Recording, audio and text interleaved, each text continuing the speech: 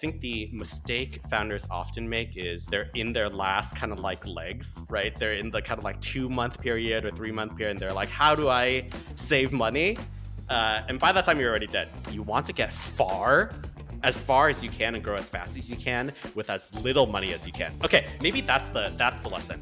I think founders don't realize this enough, which is the investor's job is... Can I say hi to Startup Academy folks first?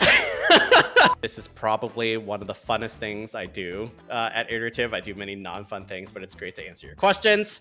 I love these fundraising questions. I feel like I've got answers, so let's just dive in. How does Iterative, as an investor, make its investees' next round easier or faster? And then she says, thank you, Brian. You're welcome. Hugh, great question. I think a lot of it comes down to we've just done it multiple times. And so we kind of like can give you the shortcuts. Just quick examples of shortcuts is we know a bunch of the investors in the region. And so we'll know what they like, what they don't like. We have very good relationships with everyone. And so a warm intro helps a lot when we kind of like reach out to these investors. The opposite happens where we're kind of like, okay, we're pretty sure this investor won't like you. And so focus on these guys instead. So maybe that's kind of like one big area, just how to navigate the investors in the region.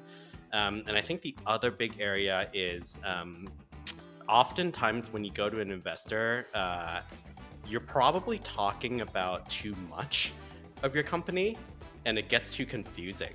And so a lot of the work we do with you is actually behind the scenes to make sure your narrative is concise, your benefits are clear, you're only talking about a core customer, what your core product is, etc.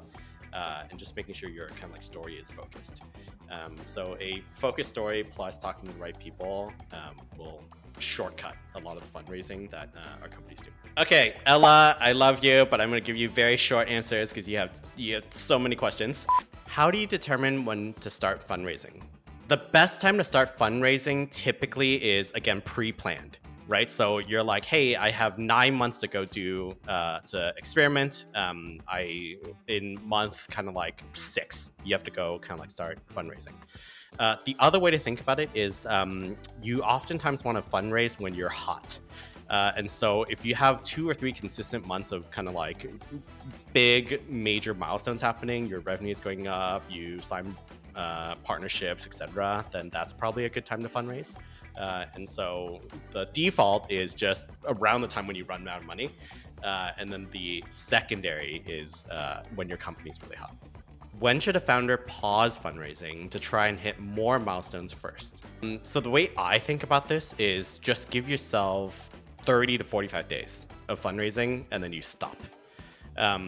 It's very easy to be like, oh, let me just keep going and take one more meeting, etc. It just like never works out, right? And so give yourself either 30 days or 45 days, go as hard as you can. That's the only thing you're doing. And then if you're really not making traction, and traction to me means like you've talked to 50 or 60 people and one person, at least one, maybe 2 people are like, I'm very interested. They're talking to you every 3 days or 4 days. That's like traction. If you don't get that, then you just stop. And then you kind of like re-strategize, rethink about what you should be doing. What's the biggest mistake founders make when timing their fundraise? Is there seasonality in fundraising? Timing their fundraise. I think there's probably 2 mistakes. One is your next question, right? Which is seasonality. There's literally just times when VCs go away. So there's like Christmas, there's Chinese New Year, there's VCs usually have kids, right? So it's like spring break for them, etc. So there's like times when it's just kind of like bad. And so don't go on those times. And then I think the other timing question is, again, kind of like when you're dying, right? So in a period when you're kind of like, I have 2 months of runway left, I need to go fundraise, that's probably a bad time.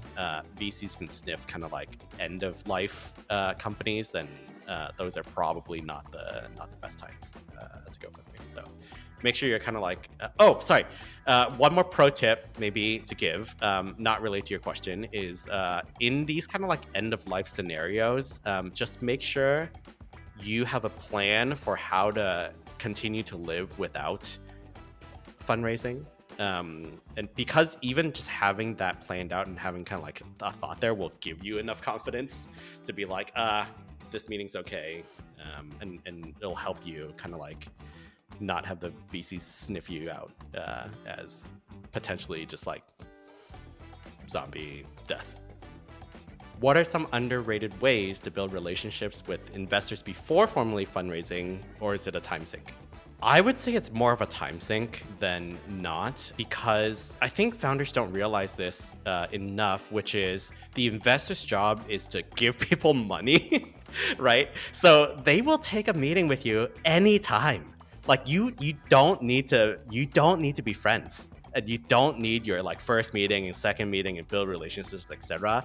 All you need to do is show that you have a very concise, clear direction for where your company is going, what you're trying to do, and that it's validated, right? You have customers or you have some type of like validation externally that people want what you're building. And if you have those two things, people will talk to you. And so it's more of a time sink than not. And I would suggest you're either in build mode, which should be 95% of the time you're working on a startup, or the 5% of the time, which is fundraise mode, and then you're 45 days, right, in that mode. How do you take care of yourself while fundraising? Fundraising is probably one of the most difficult things you'll ever do as a founder, because you're just getting rejected 98% of the time. I'll just give you funny ones. Sometimes people have their like build confidence routines. I don't feel like I have one, but some people will go run laps.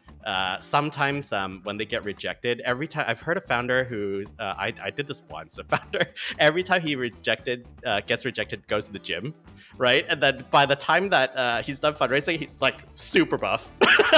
And so stuff like that, where it's kind of like you want to like a energy, etc. I think is good. I think the other thing that's useful is just have a support system. So support system oftentimes can come from your co-founder. It could come from your significant other. It could maybe come from your team, etc. Because it's really tough getting rejected, again, like 95% of the time. And so even being able to talk about how shitty the experience was, or like even don't say bad things about investors publicly. You can say them about bad things privately, right? Helps a lot in kind of like getting yourself into a good mental space. So I don't know, confidence exercises, and then support system. What sort of information is most practically useful to learn about an investor to determine, 1, how to customize the pitch, and 2, how to determine if an investor is right for you? Maybe I'll talk about the customize your pitch first. I'll just answer Charles' question at the same time, maybe. I think the answer is don't. I think founders think too much about customizing your pitch, and it's actually not useful. I think about it as sales, right? So when oftentimes if you're a sales person, what you do is you go in and you have a sales pitch deck. The sales pitch deck is concise. It talks about the benefits of the product. It talks about the problem that you're solving for the customer. It talks about all the stuff, right? That's kind of like a sales pitch deck. And then really good salespeople, what are they doing? They are basically listening for the customer's objections. And then they have really good pre-thought out answers for why those exceptions or objections are wrong, or like the wrong way to think about it. And so instead of thinking about you're customizing the pitch for a investor, think about it as you have a very concise pitch deck that kind of like structures your thoughts, right, for them. And then you have a list of very common objections that allow you to respond back on things that they kind of like come up with. The most likely thing that happens is different investors have different objections, but the core structure of your company is the same. And so maybe that's the way to think about how to. But again, I think customize the pitch is the wrong way to think about it. It's just how do I deal with objections, because they're all going to be different, and then how do I have a kind of like core pitch deck to go through. One pitch deck, you're going through the pitch. Pause, ask the investor what they're thinking, right? Ask them if they have questions. Sometimes people are good and they'll just like interrupt you. I actually love that. Sometimes they don't, right? And I'll just pause and be like, hey, pausing here, do you have any things I want to answer? And then they'll ask you what those kind of like things that they are struggling with to kind of like understand, and then you basically start answering, and then you'll like continue your pitch maybe later on. And so think about pitch decks as just a guide to the conversation, not a you have to go through the entire thing. I think the way I tell is there's kind of like pre-conversation and post-conversation. Pre-conversation, oftentimes you're doing a lot of research. You're kind of like, hey, what did they invest in before? What are they saying? If they're on Twitter or X, what are they saying? If they've done podcasts before, what do they care about? What do they think? If they've invested in a portfolio company before, go talk to the portfolio founder. Just like get to know. Investors are people, strangely, right? So get to know kind of like the investor. Post-conversation, I think and the signals I'm looking for is do people lean in? Like, like, are they super engaged during the pitch? Are they asking super smart questions? 2 or 3 days after, are they following up with more questions? Are they constantly engaged to know if they're right for you? If they're not doing that, like, it's basically a no, right? So there's kind of like pre-conversation, are they right for you? And then kind of like post-conversation, are they right for you? Signals. So Nisha's question, we'll quickly rephrase, is some investors fixate a lot on their competitors rather than the startup itself. How do I steer the conversation back and then refocus on my startup's value? Great question, Nisha. So when a investor is fixated on your competitors, that basically should immediately signal that you don't have a very clear differentiation. And so what you're trying to do is you're trying to tell them how you are different than everyone. And the best answers are not, I have better features, I'm faster, like all this stuff is like not useful, right? You have to give them points where you're kind of like, they believe that you should be going after SMEs. I believe it's actually enterprises, right? Or like they believe the way to win the market is via the best kind of like customer support. I believe it's products. Or they believe something, right? I believe something. And so like just think about all your competitors and why your philosophy to building the company is different maybe. And also kind of like how specific, what are they missing that you do kind of like really well in? It could also be a feature, right? They could be like, they believe that you have to go direct to the consumers, right? I believe the secret to winning is you're doing partnerships with publishers and getting consumers that way or something. And so just kind of like what they're trying to figure out how you're different, not that competitors are better or worse than you. Dave's question is a scenario that I think we'll rephrase a little bit for the audience here. So Dave says, years ago, I struggled to unlock a fintech license, raised a bunch of money, but then exhausted runway. Recently pivoted to a Web3 business, gaining global traction, but also is struggling to unlock the license. So what would you do in my shoes? I think a lot of the issues you're running into. So if I'm understanding correctly, 7 years ago, issues with fintech license ran out of runway. Now you're trying to do a tokenized asset business and then also struggling with license. So I think your biggest issue is the license. And so I think maybe my suggestion here is twofold. One is there anything you can do without a license, right? Because licenses are really hard to get, and you have to, I don't know people, apply for it, get into sandboxes, etc. So is there anything you can do without a license? to validate what you're doing, and that's probably where I would start and suggest kind of like going 90% of the time. If there isn't a way to validate some assumption you have without actually getting a license, then what you're trying to ask is, how do I get a license? The best way that I would probably approach it is to go to people who have gotten licenses before, and then ask them what the tips and tricks are. It ends up being fairly different, I think, in every geography and administration and all that kind of stuff, right? And so ask advice for people who have done it before. It is secondarily what I would do it, but primarily kind of like, can I validate things without a license? Maybe to talk about the how would I go about finding investors? I think my answer is don't. like I think you're wasting your time.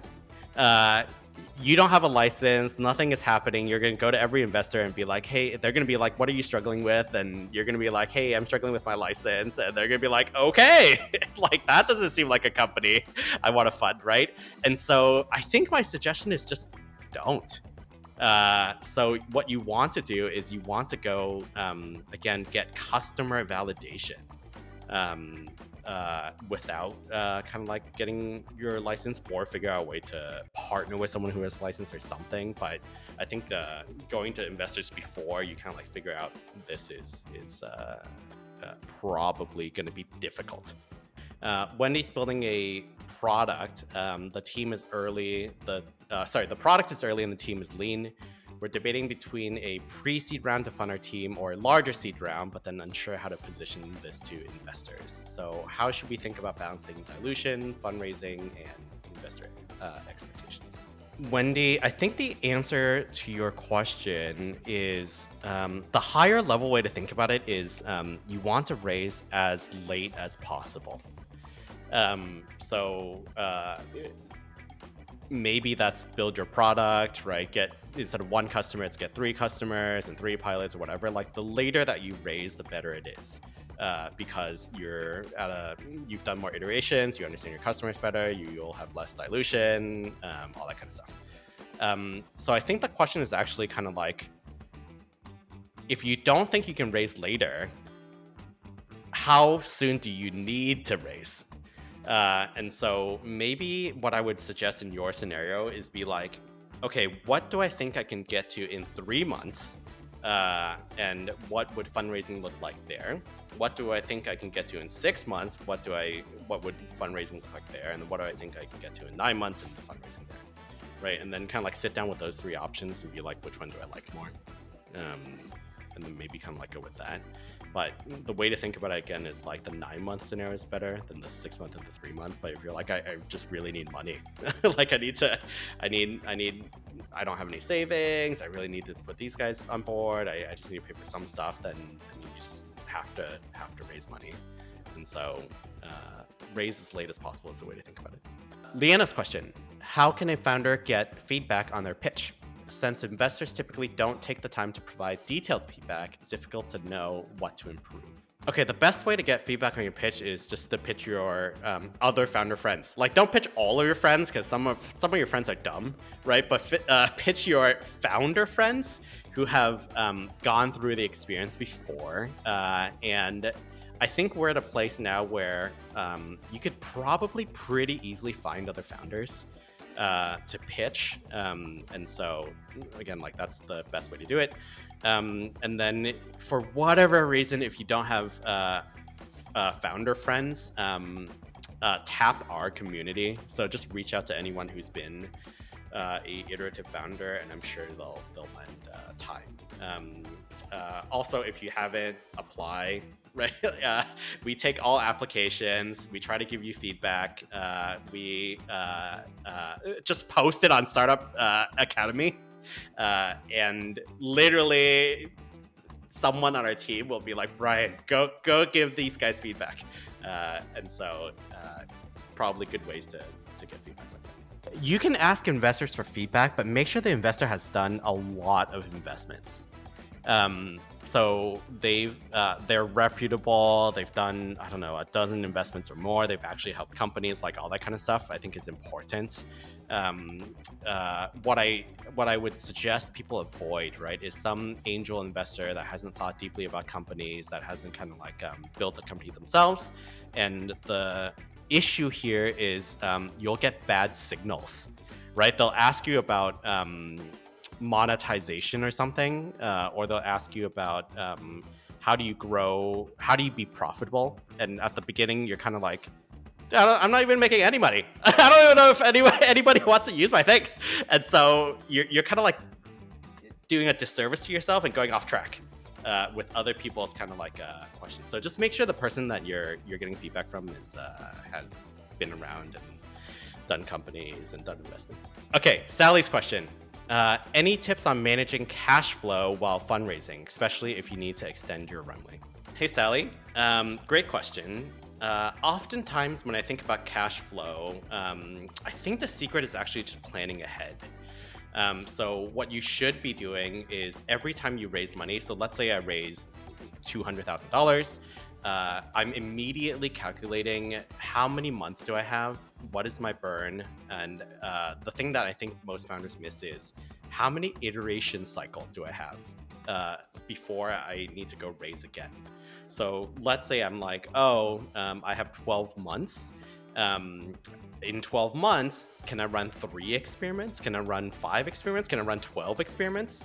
And in each one of those points, you want to pause and be like, do I run another experiment? Do I need to reshift kind of like my cash flow and burn because I haven't figured things out? And so that's probably how I would manage cash flow. I think the mistake founders often make is they're in their last kind of like legs, right? They're in the kind of like 2-month period or 3-month period, and they're like, how do I save money? And by that time, you're already dead. So like the only ways you can save money, like what are you using money for? Most likely you're using money for either marketing or people, right? And so the only ways to save yourself at the very end is to fire people, which is terrible, right? And kind of like decreases your experimentation speed anyway, or kill marketing growth, kind of like budgets you're using to do testing, which you also don't need or don't want to do. And so I think oftentimes the best way to do it is just to plan ahead and then know when you run out, that's like the end. So if you can't experiment and figure things enough in those like 10 iteration cycles you have, then you're dead. I will say one more thing, which is there are oftentimes the reverse stories of kind of like some amazing founder who goes and sells cereal, right? Airbnb, or something else. Those are rare. Like you could do some of those things, but like they are rare and oftentimes not they end up being great stories, but not the best ways to think about kind of like your startup. Judy's question. What was the most unexpected lesson you learned during your fundraise journey? I mean, I don't feel like it was an unexpected lesson, but it was a lesson that I feel like I mostly ignored, which is, I mean, it sounds so stupid, but it's so true, right? Which is everyone's like, fundraising is not the path to success. It's just like the way to think about it is it really is a necessary evil. Like you just have to do it. That's how you build big companies. But you don't have to be on that track. And so maybe the lesson for myself was just I got really good at fundraising, ended up raising lots of money. Always kind of like felt good about it, but maybe like don't feel that good, right? Because it's like the thing you want to do is you want to build a company, not you want to raise tons of money. So fundraising is necessary, but you also want to get as far as you can and grow as fast as you can with as little money as you can. Okay, maybe that's the lesson. Like everyone's like raise tons of money, go quick, kind of like take the big shots. But really what you're trying to do is you want to get as far as you can, as quick as you can with no money, with as little money as you can. And so just keep that in mind.